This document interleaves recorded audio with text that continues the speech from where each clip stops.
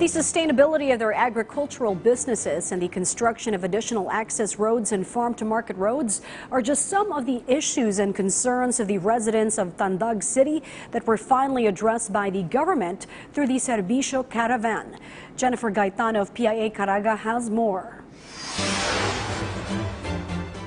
As government agencies take serious steps in reaching out to the locals to improve their quality of living, particularly those in conflict-affected areas in Caraga region, another Serbisyo Caravan was conducted wherein issues and concerns of various communities were raised and discussed. Cabinet Secretary Carlo Nograles, who serves as the Cabinet Officer for the Regional Development and Security or CORDS, personally attended the said caravan and answered all the queries and concerns of the residents. Cabsec Nograles also revealed various projects and other development plans for the affected areas that would uplift their livelihood.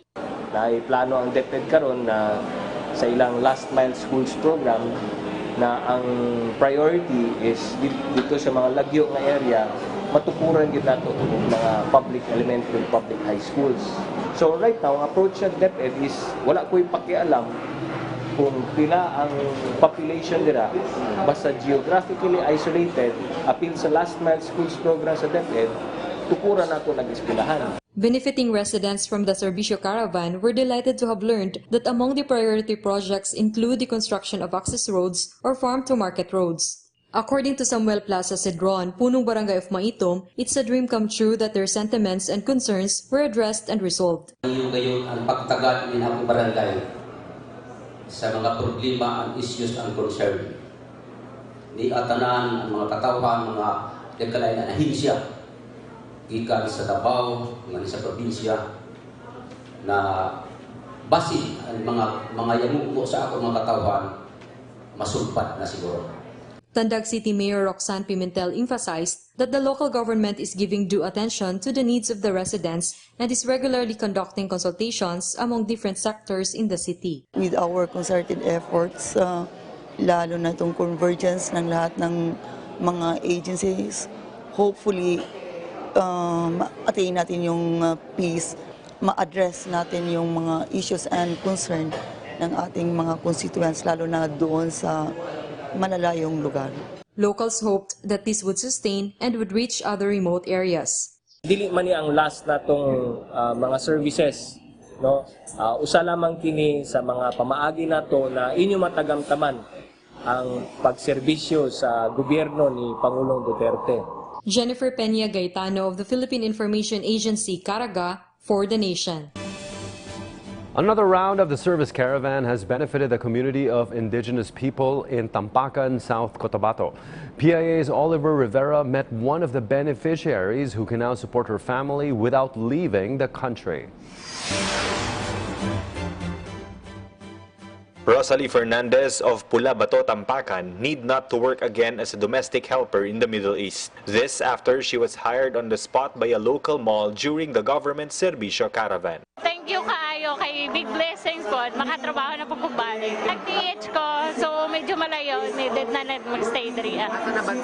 Sa Kuwait o Qatar. Okay man po sa abroad, kay okay po ang rate sa sweldo. Pero siyempre ang atong nabilin po, needed po to. Mabantayan ang mga bata, so diriyan na lang sa. Different national government agencies in partnership with the National Anti-Poverty Commission and the municipal government of Tampacan delivered basic frontline services to the people of Barangay Pulabato and neighboring barangays.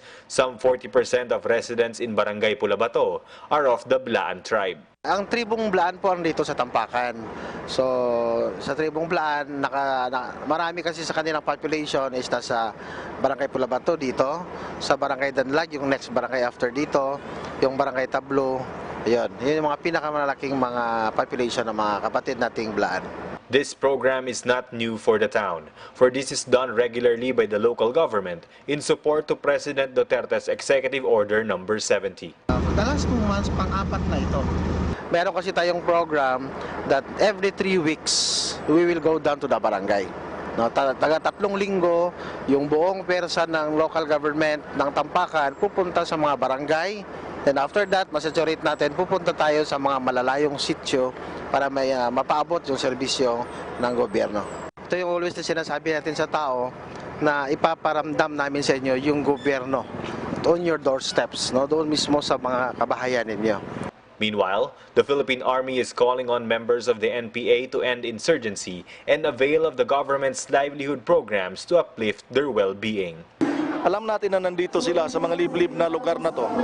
Kaya may mga movements na nangyayari sa palibot, lalo't boundary ito ng Davao Sur, South Cotabato, North Cotabato at Sultan Kudarat provinces, itong Tampakan or SMI complex na tinatawag natin or Sagittarius Mining.